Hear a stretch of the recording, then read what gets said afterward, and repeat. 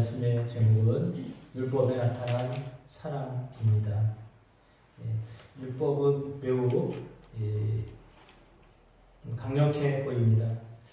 그런데 강력해 보이는 그 율법에 본래는 하나님이 사랑을 담고 있다라고 하는 것을 기억하셔야 할 것입니다.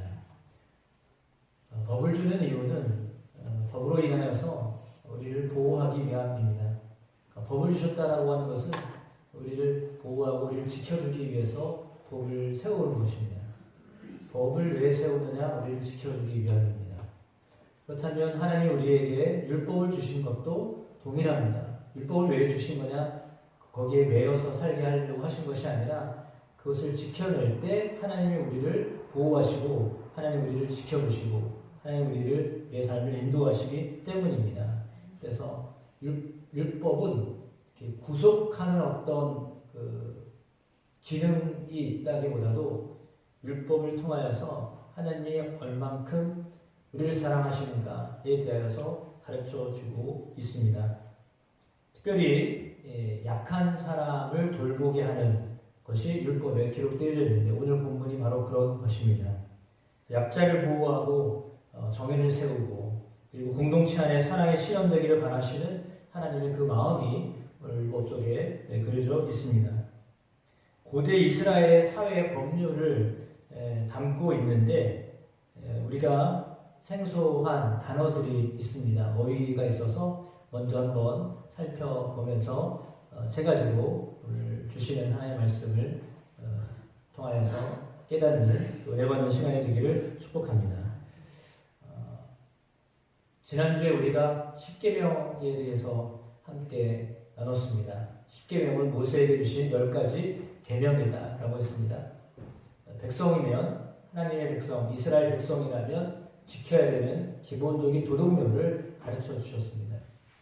신앙생활의 원칙이다라고 했습니다. 11절에 십계명을 꼭 기억하셨으면 좋겠습니다. 물론 그것을 축약하면 두 가지겠죠. 하나님을 사랑하고 이웃을 사랑하는 것입니다.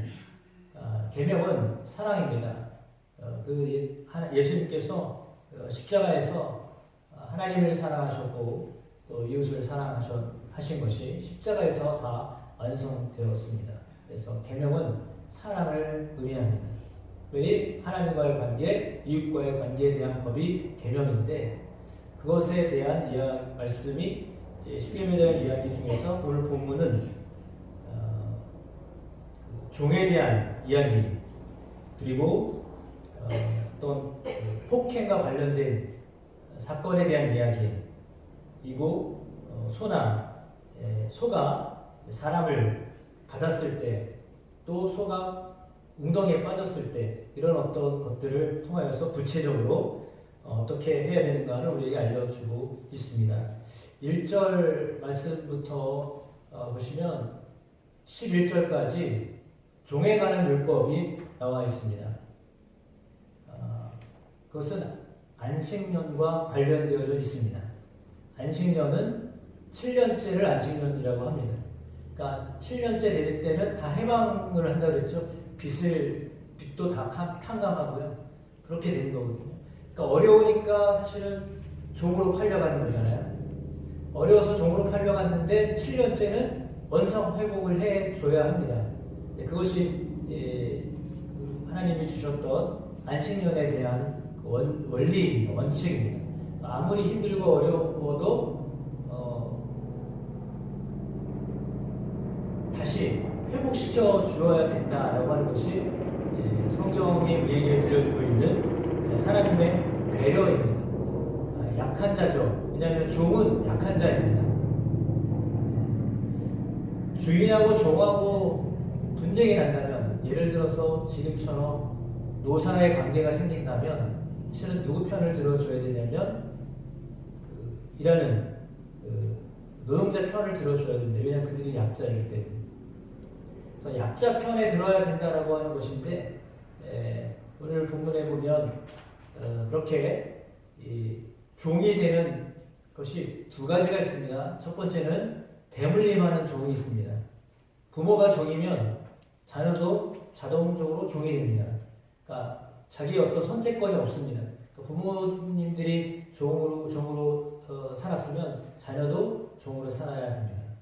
근데 우리 성경에 나와 있는 경우에는 본래는 자유한 사람이었는데 경제적으로 어려움을 당하여서 자녀가 이제 종으로 팔려간 경우가 되겠습니다.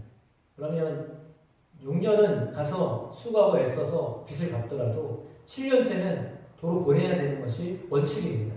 그래서 계속 그렇게 하지 않도록 하는 것이 원리인데 사실 그렇게 잘 지켜지지 않는 것 같습니다. 그러니까 그때는 자발적으로 종이 된 거죠. 물론 종된 그 자녀는 자원을 한 게 아니죠. 억지로 된 거죠. 그렇다면 사실은 종은 대부분 억지로 하는 것입니다. 본인의 의사와 관계없이 억지로 하는 것인데, 그러니까 대물림하는 종이 있고요. 이렇게 의도적으로 종이 된 경우가 있고요. 또 하나는 두 가지라고 말씀드렸지만, 좀 더 오늘 성경에 나와 있는 것은 본인이 스스로 종이 되겠다고 하는 경우입니다. 특이한 경우죠.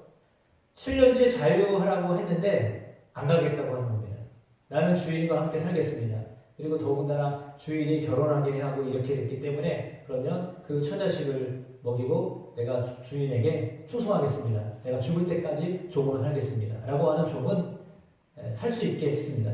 그래서 그것을 어떻게 확인을 하냐면 우리 성경에 읽으신 것처럼 문이나 문설주에 귀를 대고 송곳으로 뚫어가지고 표시를 내게 했습니다. 뚫은 귀라고 하죠. 들어보셨죠? 그래서 그렇게 하여서 이제 자원에서 종이 되는 경우가 있습니다.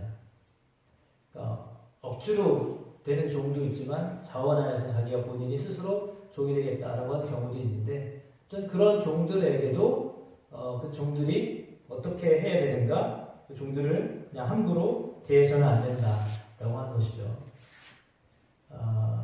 그래서 특별히 여종에게도 권리를 주어서 보호를 받게 해야 된다라고 하는 것입니다. 그것이 종에 대한 율법이라고 볼 수 있습니다. 히브리의 종, 당시에 가장 먼저 다루었던 히브리의 종은 말씀드렸던 것처럼 자유를 잠깐 요구한 사람들입니다. 그런 사람들도 당연히 그 자유를 허락해 주어야 된다라고 하는 것이 성경의 원래 원칙이다라고 하는 거죠. 그러니까 계속해서 영원히 종으로 살지 않도록 하신 것이 하나님의 뜻입니다. 두 번째는 12절에서 27절에 나와 있는 말씀인데, 상해와 관련되어져 있는, 다쳤을 경우에, 심지어는 죽었을 경우에 그 어떤 율법에 대한 이야기입니다. 고의적으로 살인을 한 사람은 사형에 취해야 된다라고 하였습니다. 그러나 실수로 사람을 죽였을 경우에는 한 곳을 지정하여 하라라고 했거든요. 그게 도피성입니다. 도피성은 요단강 동쪽으로 3개, 그리고 가나안 쪽에 3개, 그래서 모두 6개가 있는데 거기에 도망가면 보호를 받을 수 있게 하였습니다. 왜냐하면 고의로 사람을 죽인 것이 아니라 어떤 상황 속에서 어쩔 수 없이 사람을 죽였기 때문이죠. 그래서 그런 사람도 보호를 받도록 했습니다. 사람을 죽였다라고 하는 것은 사실 씻을 수 없는 고통과 아픔이죠. 모두에게 다 힘든 것들입니다. 그런데 그럼에도 불구하고 고의가 아닌 경우에, 실수였던 경우에는 용서해야 된다라고 하는 것입니다. 더군다나 부모에 대한 것, 타인에 대한 폭력은 금하고 있습니다. 그러니까 상해를 해도 봐가면서 해야 되는데, 이게 예를 들어 뚜껑이 열리면 화가 잔뜩 나면 얼굴을 안 가리잖아요. 앞뒤를 안 보잖아요. 위아래를 안 보잖아요. 그냥 막 그렇게 하는 거잖아요. 네, 그것을 분명하게 금지하고 있습니다. 그리고 종에 대해서도 부당하게 대우를 해서는 안 된다라고 하는 것이 성경에 나와 있는 이야기입니다. 그래서 생명은 참으로 중요한 것입니다. 너무 귀한 것입니다. 종이 되었든지, 특별히 이렇게 해한 사람이었든지, 어쩔 수 없이 죄를 지었던 사람이라도 다 그 생명은 보존을 받아야 된다라고 하는 이야기가 오늘 성경에 나와 있습니다. 오늘 말씀 가운데 이렇게 종에 대한 이야기와 상해에 대한 이야기, 그리고 마지막으로 소나 가축으로 인한 피해에 대한 율법이 나와 있습니다. 소가 사람을 죽인 경우에는 어떻게 되는가? 주인에게도 책임이 있다. 왜 관리를 못했기 때문이다. 라고 했습니다. 그래서 소도 죽이고 그리고 살아있다면 또 어떻게 해야 되고 하는 것이 오늘 성경에 기록되어 있습니다. 더군다나 반복되는 과실에 대해서는 더 큰 책임을 부과합니다. 왜냐하면 공동체가 이에 대한 어떤 책임의식을 부어주기 때문이죠. 부어야 하기 때문입니다. 우리나라 조선시대에 김진사 때에 대대로 물려받은 노비가 있었습니다. 그 노비의 이름은 돌쇠입니다. 돌쇠가 어릴 때부터 김진사 댁에서 열심히 일했습니다. 충성을 다했습니다. 7년이 되는 때 돌쇠는 자유인이 되어야 했습니다. 그런데 김진사 댁 따님하고 정문이 깊어져가지고 결혼을 하게 되었습니다. 그래서 돌쇠는 김진사에게 이렇게 이야기합니다. 제가 주인님 댁을 떠나지 않고 영원히 섬기겠습니다. 이렇게 이야기했습니다. 주인 앞에서 자신의 귀에 송곳으로 표시를 하는 천석의 의식을 치렀습니다. 이것이 우리나라에 있었던 것이기도 합니다. 이거는 자의적으로 김진사 댁의 영원한 종이 되겠다. 내가 당신의 집에 영원한 일꾼이 되겠다라고 하는 의미로 이렇게 귀를 뚫었다라고 합니다. 그러면 김진사는 어떻게 할까요? 영원히 종이 되겠다고 하는 그 돌쇠를 끝까지 책임져 주겠죠. 왜냐하면 그가 충성을 다하겠다고 맹세하고 그렇게 하였기 때문입니다. 그래서 그 가족을 끊임없이 계속해서 보살펴 주었다라고 하는 것이죠. 그것이 우리나라 조선시대에 있었던 일인데요. 성경에 나와 있는 히브리 종에 대한 이야기와 너무 비슷합니다. 이런 것을 볼 때 약한 자들을 향한 하나님의 마음을 읽어낼 수 있습니다. 때로는 사회적으로 천대받을 수 있는 사람들이지만 그럼에도 불구하고 고통받는 사람들을 외면하지 아니하시는 하나님의 모습을 볼 수 있습니다. 실질적으로 도움을 줄 수 있는 우리의 역할이 무엇일까 고민해야 될 줄로 믿습니다. 또한 율법의 핵심은 정의를 실현하는 것이고 또 과도한 복수를 제한하는 것입니다. 상해를 받았던 사람들에 대한 이야기 가운데는 본문에 나와 있는 것처럼 이는 이로, 눈은 눈으로, 팔은 팔로 이렇게 하는 본문이 나와 있지만 그건 왜 그러냐면 정의를 실현하기 위해서 한 것이지 그걸 통해서 고복하라고 하는 의도가 아닙니다. 네가 나 10대 때렸으니까 나도 너 10대 때릴 거야. 이렇게 하는 것은 지금 보복이죠. 그것을 하지 못하도록 하기 위함입니다. 그래서 이웃과의 관계는 당연히 그러므로 감정에 치우쳐서 보복을 하면 안 됩니다. 대부분 이런 문제가 고발하고 고소하고 하는 문제가 왜 생기나요? 물론 관계가 틀어졌기 때문이기도 하지만 그것보다도 감정이 상했기 때문이거든요. 제가 보기에는 그래요. 감정의 문제인데 감정의 문제 해결 안 되면 법으로 가려고 합니다. 법으로 가면 사실은 서로 피곤합니다. 괴롭습니다. 어려워집니다. 힘들어집니다. 그런데 그런 것들을 하지 못하도록 하는 것이 오늘 성경에 기록되어져 있는 것이다 라고 볼 수 있겠습니다. 예를 들어 어느 날 옆집에서 술에 취해가지고 난동을 부리는 이웃이 있었습니다. 그 이웃이 남의 집에 불을 질렀습니다. 그래서 사람이 죽었습니다. 불이 나자 소방차가 출동했습니다. 경찰이 와서 조사를 시작했습니다. 가해자는 자신의 잘못을 인정하였고 피해자에게 치료비와 그리고 정신적 피해 보상을 약속했습니다. 그러나 피해자는 가해자가 고의로 그런 것이 아니더라도 자신의 생명에 위협을 가하고 큰 상해를 입혔기 때문에 법의 심판에 따라서 정당한 처벌을 받기를 원했습니다. 그래서 그에 상응하는 눈에는 눈, 이에는 이 이런 공정한 보상이 이루어진다라고 주장한다면 어떨까요? 우리는 참 우리의 삶에 이것을 동해보복법이라고 하는 것으로 이제 이렇게 불려줄 수 있는데, 눈에는 눈으로, 손에는 손으로, 발에는 발로, 대운되는 대응으로 갚을지니라. 오늘 성경에 나와 있는 그대로입니다. 이걸 직접적으로 하지 아니하고 법률에 따라서 보상과 처벌이 이루어지지만 피해 보상과 책임의 중요성을 강조하는 맥락에서 활용되어질 수 있습니다.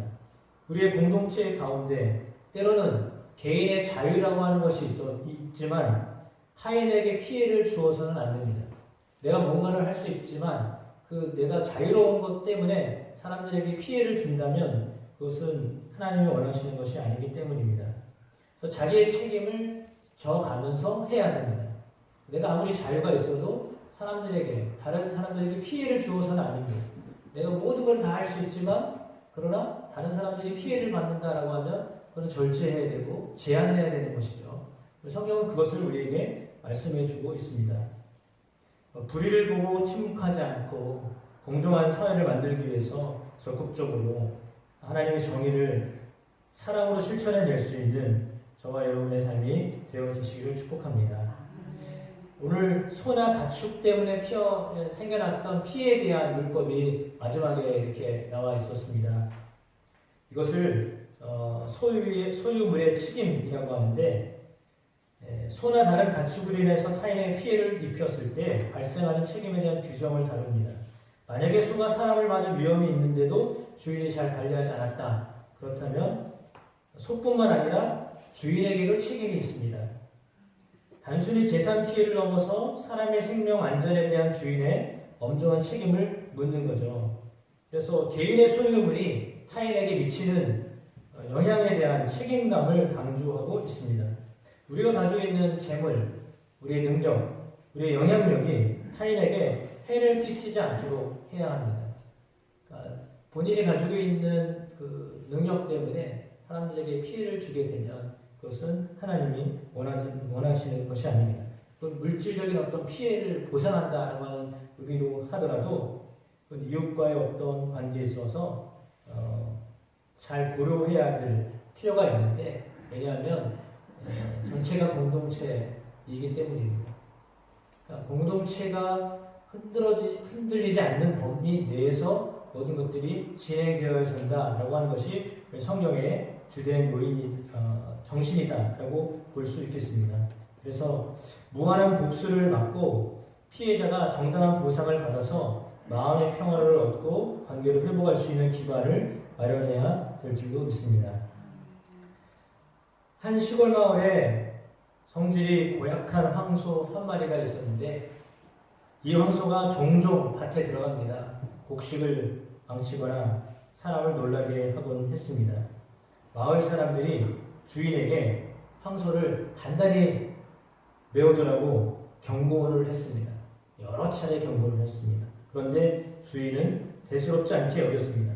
그러던 어느 날 이 황소가 밭일을 하던 이웃집 할아버지를 들이받아서 크게 다치게 하였습니다. 마을 회의가 열렸습니다. 마을 어른들은 이미 여러 번 사고를 칠 뻔한 소라는 것을 알고 있음에도 불구하고 주인이 제대로 관리를 못했다라고 하는 것 때문에 소를 반드시 죽여야 된다, 이렇게 얘기했습니다. 주인은 할아버지의 치료비는 물론이거니와 모든 피해를 보상해야 된다, 이렇게 판결을 내린 거죠. 그렇습니다. 관리를 할 수 있는 것은 관리를 해야 되는 거고, 관리할 수 없는 일은 어쩔 수 없는 것이고, 그것에 대한 부분들이 오늘 성경에 나와 있습니다. 오늘 이것을 우리의 삶 가운데 적용하자면 어떻게 적용할 수 있을까요? 성경은 종에 대한 이야기, 임산부에 대한 이야기, 가난한 사람에 대한 이야기, 사회적인 약자에 대한 이야기를 하고 있습니다. 이렇게 그런 약자를 어떻게 보호할 것인가, 그리고 그들에게 사회 정의를 어떻게 실현할 것인가 라고 하는 문제가 오늘 우리에게도 그렇게 대두되고 있는 상황입니다. 어떻게 할 것인가, 그리고 책임 있는 행동을 하면서 공동체를 의식을 가지고 살아가야 된다라고 하는 마음들을 놓치지 않으셨으면 좋겠습니다. 우리는 공동체 안에 살고 있기 때문에 내가 내 할 일만 다 하면 된다. 그런 것은 어쩌면 또 한편에 또 다른 피해를 줄 수 있는 것이기 때문입니다. 그래서 그래서 조심스럽습니다. 매사가 조심스럽습니다. 왜냐하면 예를 들어 그냥 아라고 했는데 그 아라고 하는 말 때문에 어떤 사람은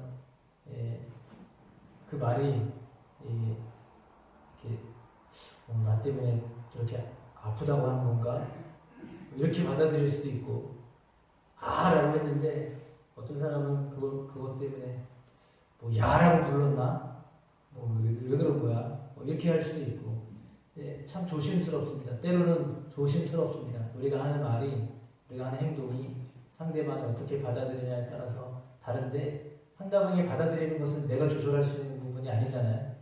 상대방이 충분히 곡해할 수 있는 확률도 있습니다.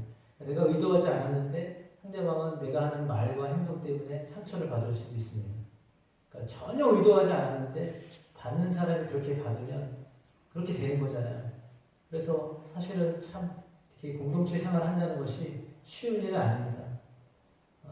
그럼에도 불구하고 함께 신앙생활을 한다라고 하는 것은 그렇게 때로는 상처도 주기도 하고 때로는 상처를 받기도 하고 그래서 보상을 해야 될 때가 있기도 하고 또 보상을 해줘야 될 때가 있기도 하고 그렇습니다.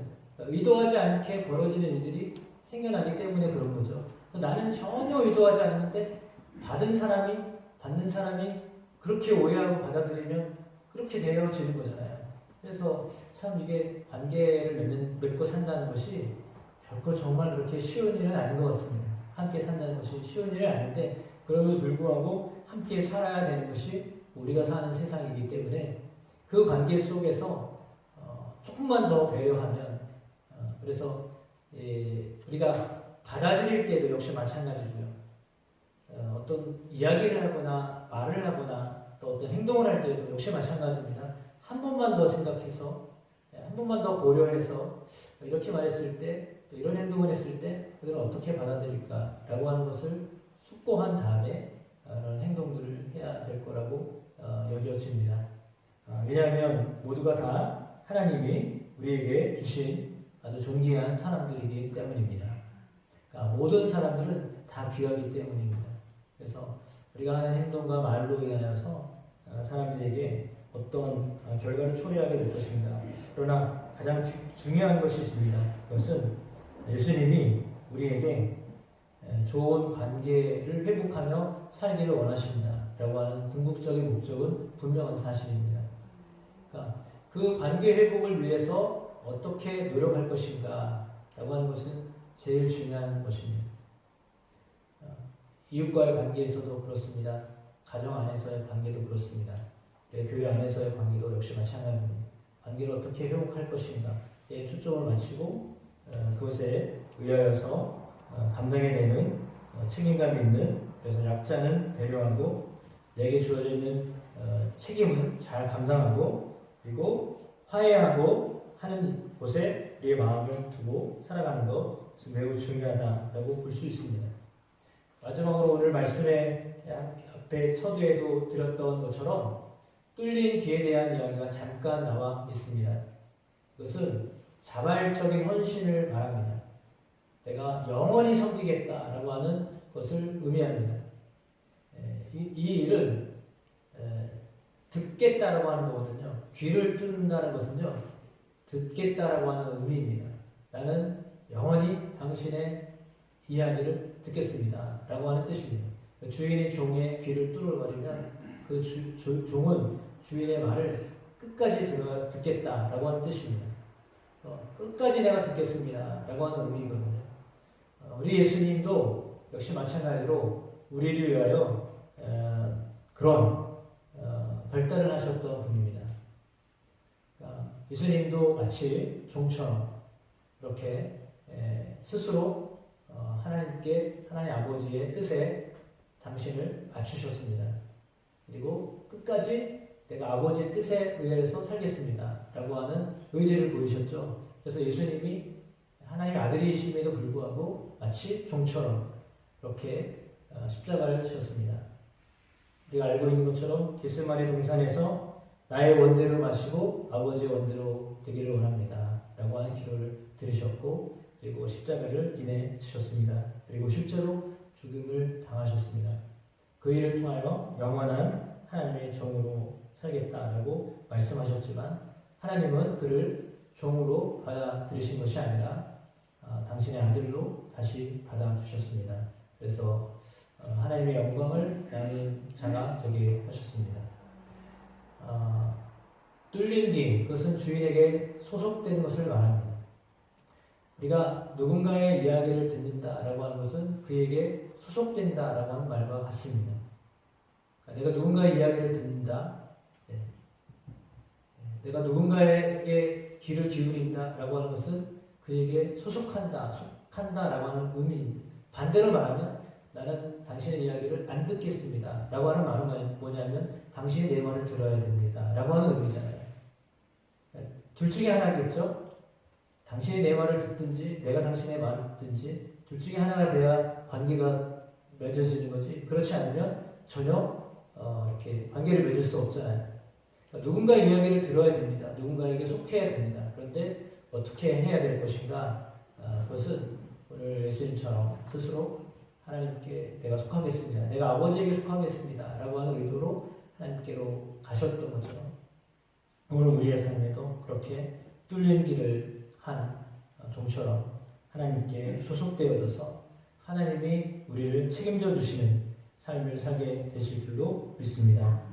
네, 그래서 상전의 뜻을 듣고 그에 따르겠다라고 하는 순종의 약속, 그것을 뚫은 귀를 가진 종이 가졌던 것처럼 우리가 동일하게 하나님 앞에 그런 마음을 가지고 살아가게 될 때 하나님 우리에게 은혜를 더하여 주실 줄 믿습니다.